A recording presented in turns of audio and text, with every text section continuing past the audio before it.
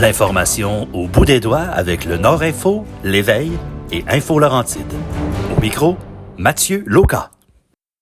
Je ne sais pas si vous avez vu en page 28 et 29 de l'Éveil la semaine dernière, Geneviève Blais a fait un excellent reportage, en fait 2 excellents reportages sur la situation de l'habitation dans les Laurentides. D'une part, il y a le marché de la vente et de la revente qui est complètement fou. Rappelez-vous, il y a quoi?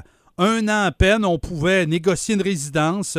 Le prix de vente était 2,99, ça se terminait à 2,87, 2,88. Là, le prix de vente est à 2,99, ben ça se termine à 3,80, 3,90. Dans certains cas, des jeunes couples voulaient s'acheter une première résidence. C'est impossible.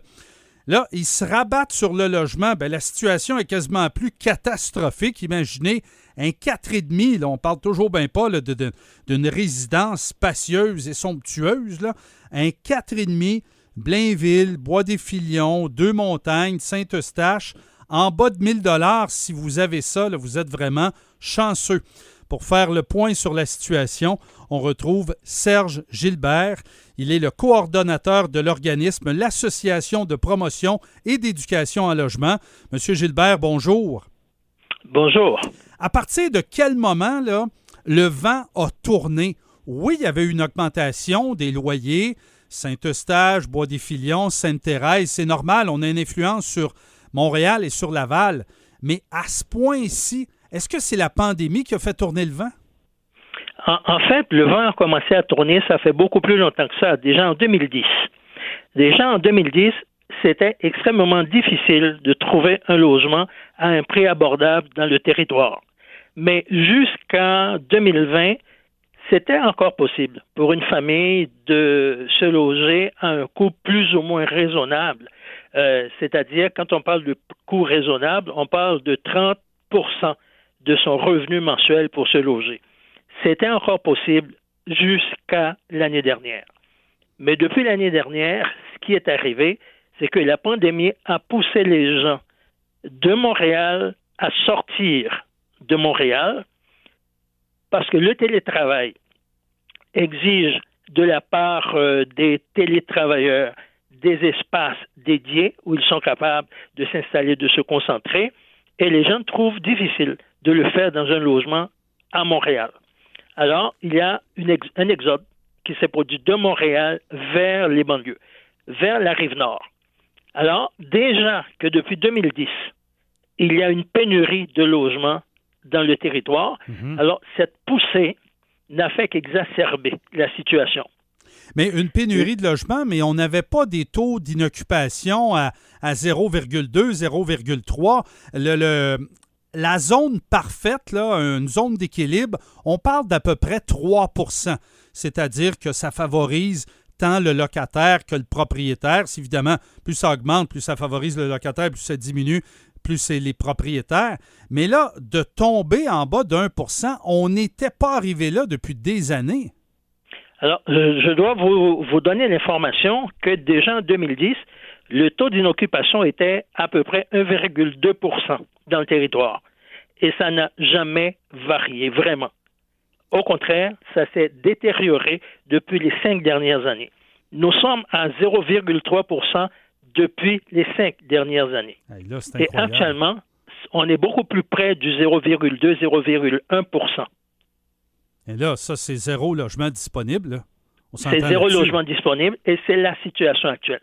Maintenant, ce qu'il faut dire, il ne s'est pas construit depuis 2010 qu'on réclame dans le territoire un minimum de 3 000 nouveaux logements abordables. Depuis 2010 qu'on les réclame, il ne s'est pas construit de logements abordables, de logements à loyer acceptable pour une famille normale.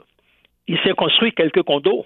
Mais si vous regardez le prix des condos, les condos locatifs, c'est pas mieux, un 3,5, regardez à Deux-Montagnes, le condo qui s'est construit près de l'hôtel de ville, un 3,5, c'est 1 200 $.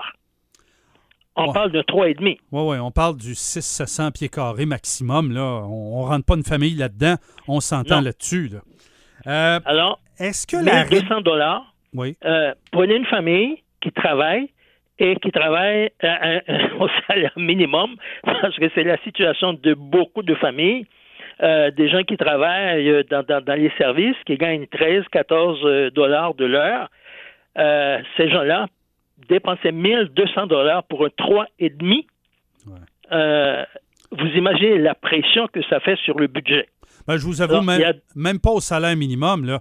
Une famille de 2 ou de 3 enfants avec un revenu familial de 60-65 000 $, c'est difficile à aller se louer un logement à 1400-1500 $, là. Effectivement. Ouais. Effectivement. Alors, les gens sont face à des choix. S'ils veulent payer ces montants-là pour se loger, ils doivent couper ailleurs.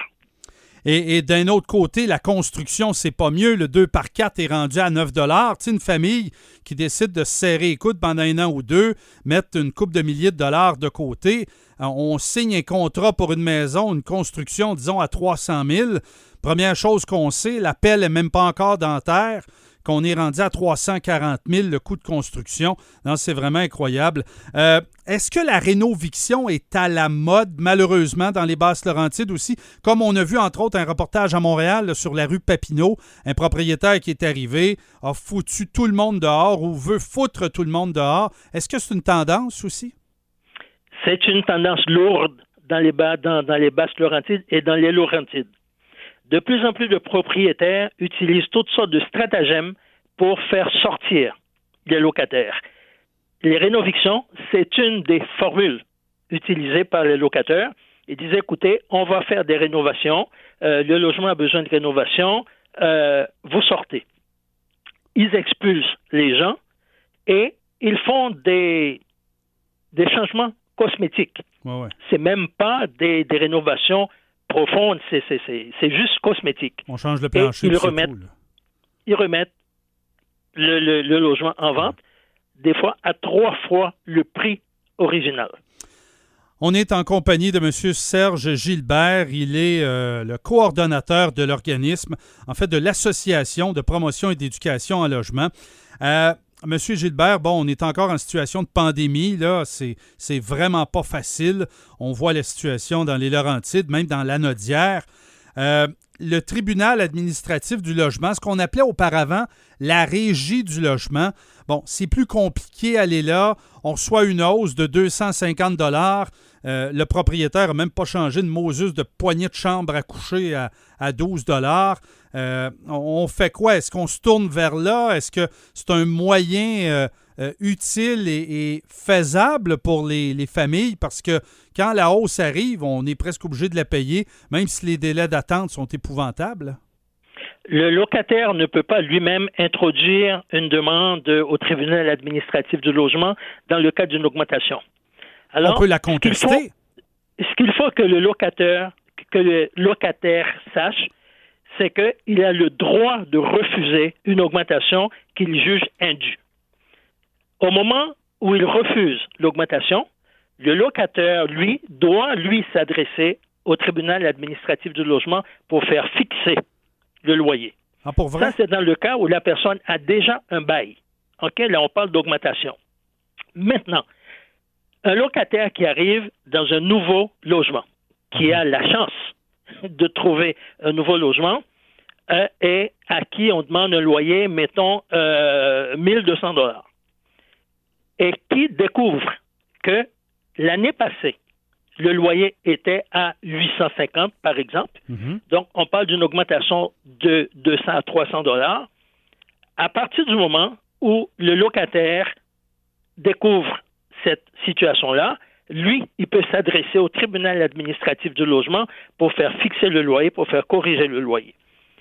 Il a 30 jours pour faire ça.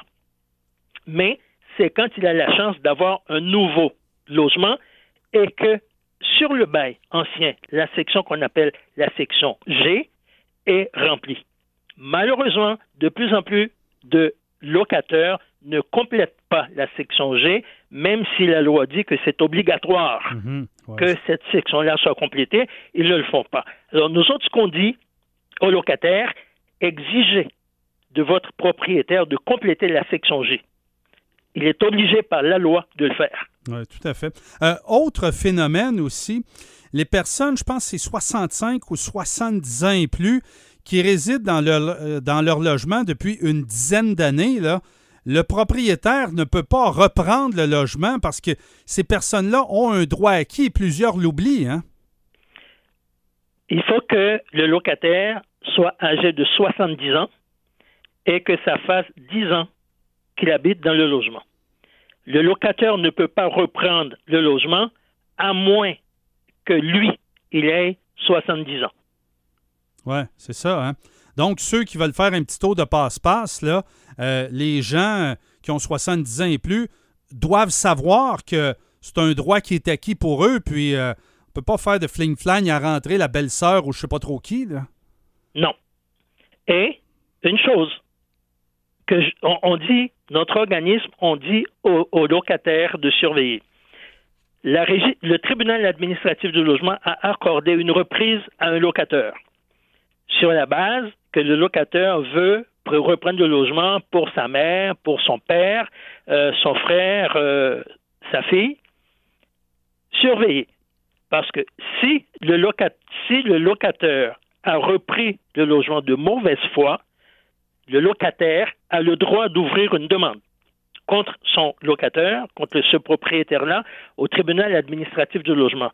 Et à ce moment-là, on parle d'amende salée pour le locataire qui a fait ce taux de passe-passe. Quand vous dites salé, ça veut dire quoi, ça? Écoutez, on a une jurisprudence qui a été établie où un locataire qui a été victime d'une reprise de mauvaise foi a obtenu 20% du bénéfice qu'a fait le propriétaire en revendant sa maison. 20% du profit? Oui. Et monsieur, donc on est dans les dizaines de milliers de dollars, le potentiel? Oui.